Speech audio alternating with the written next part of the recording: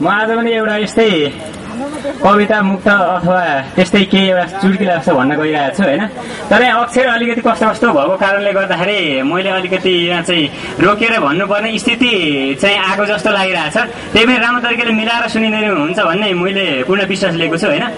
म यो कविता जस्तो भन्न गइरहेको छु।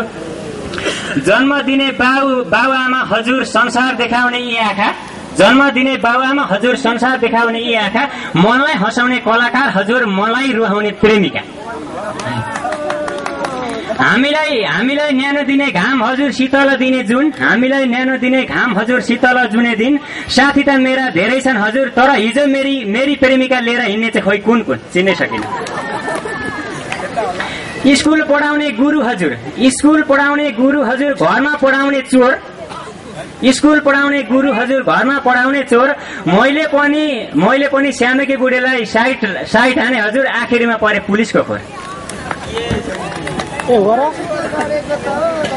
भैँसीले पाउने पाडो हजुर, कुखुराले पारो, भैँसीले पाउने पाडो हजुर, कुखुराले फुल पारो। शेरकी बहिनीलाई आँखा लगाए हजुर, शेरले झन्नै मारो। मनलाई राख्ने गाईलाई बाँध्ने गोठा हजुर, गाईलाई बाँध्ने गोठा हजुर, बाख्रालाई राख्ने खोर। किर्नेलाई तपाईहरू कसैले चिन्नुहुन्छ भने प्लिज नबोलाउनुहोस्, त्यही गरेर मेरी कान्छी श्रीमती लगेर लिएर हिँड्ने त्यही हो 1 नम्बरको चोर।